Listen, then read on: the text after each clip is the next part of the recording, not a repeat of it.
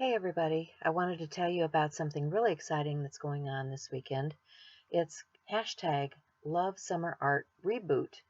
Now, you may have remembered from a few years back, we did a Love Summer Art hashtag event on YouTube where a bunch of artisans got together and all created videos, and we used the hashtag so that you could find it, so that you could watch a whole weekend's worth of fun videos from my friends.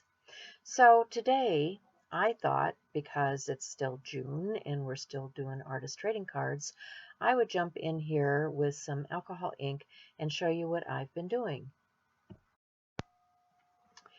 One of the things that I love currently are these ATC size stencils from Stencil Girl.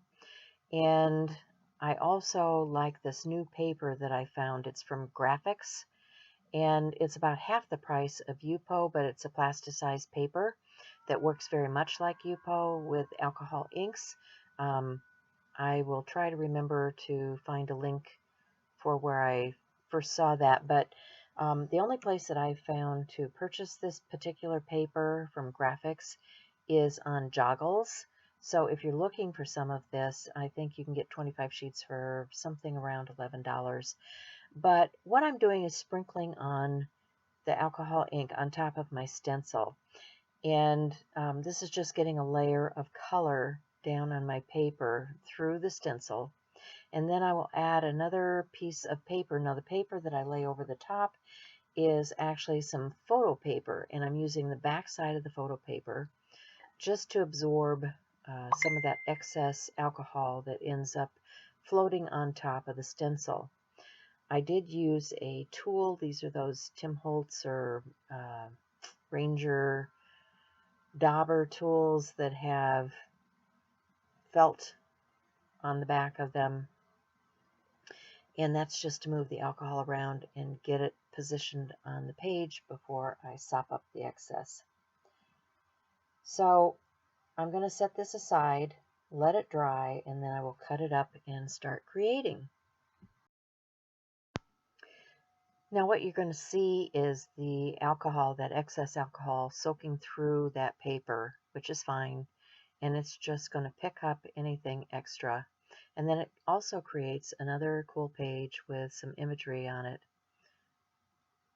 So here are a few shots of what those look like once they're dry and cut into pieces. And here is a finished artist trading card. Now, artist trading cards are 2.5 by 3.5 inches, and they are meant to be traded with other artists when you are doing swaps.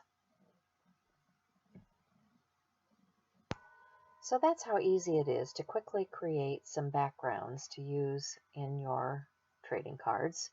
And I will move on and show you, some embellishments on a card, how I finish this out. And, you can just enjoy the process. I'm going to do a little bit of stamping, a little bit of coloration, and yeah, finish this out. But if you're interested in artist trading cards, you can use the hashtag artist trading card a day, that's ATCAD 2019, and find more, and I will link it in the iCard above so that you can, just click on that if you want to go follow that chain and see more about artist trading cards. But in the meanwhile, go out and follow the hashtag for Love Summer Art Reboot and check out some of the other people that are creating marvelous videos for you this weekend, and have a great summer. Bye for now.